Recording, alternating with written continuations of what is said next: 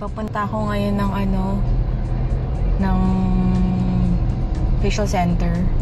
Kasi grabe, meron akong dalawa na lang pala, dalawang malaking pimple. Naiinis kasi ako pag may pimple ako, grabe. Kaya yun, kakatapos ko lang ding ihatid si Casey sa taekwondo classes niya. So after ko magpa-facial, yun, susunduin ko siya. Tapos kaloka, ang dumi ng sasakyan. May pupu ng ng kalapate. Kaloka, ayan o. Ayun, sige, drive muna ako, mamaya na lang ulit. Yan, nakastop. Malapit na rin, siguro mga 5 minutes or 10 nandun na ako sa pupuntahan ko. Ang galing nung yung facial center na pinupuntahan ko kasi dadaan dito ang nila, ng clinic nila. Ngayon, ang laki na, 3 floor na. Sabi ko nga makaipon lang ako ng pera, papatayo rin ako ng facial center with spa. Yan talaga yung dream ko. Tapos sa akin na rin kukuha yung mga gamot, diba? Kaya yun, siguro 2 years from now or within 2 years, maano ko yung goal ko na yan, business goal ko. Pero prior to that, syempre mag-aaral muna ako ng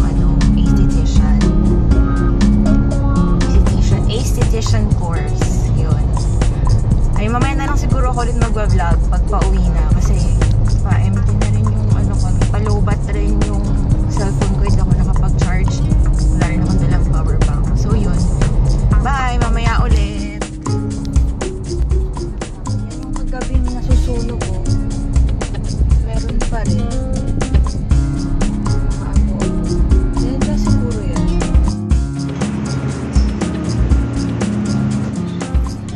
Galing bebe saan?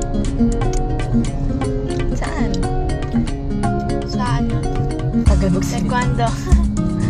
At meron siyang take out na McDo from my request bebe. Pero bago ka mag-burger, ano muna kakainin mo? Pagkain. Ano nga? Kanin. Babay ka na sa kanila, mamaya na lang ulit. Pakita mo sa kanila yung taekwondo moves mo, ha? Later, ha? Sige na!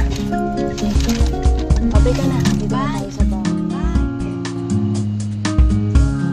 Kaya naman yun ka na.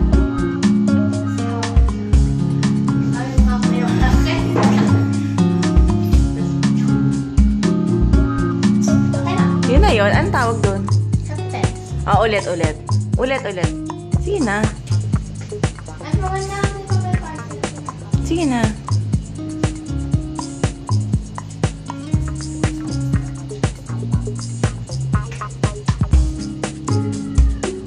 Kita.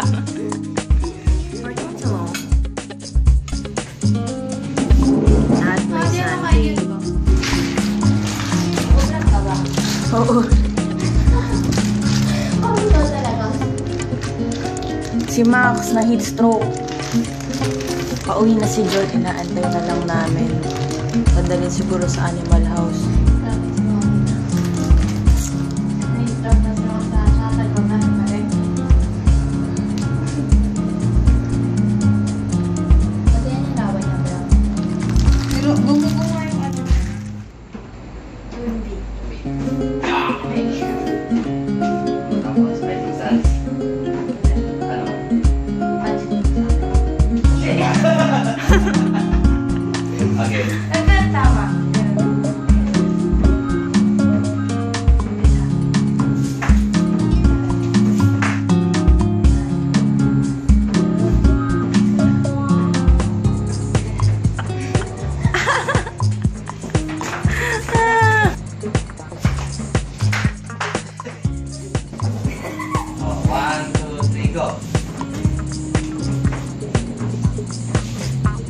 Oo nga, no?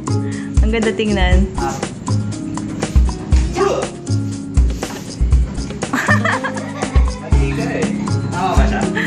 Oo, sabay naman kayo eh. Bakit may sigaw?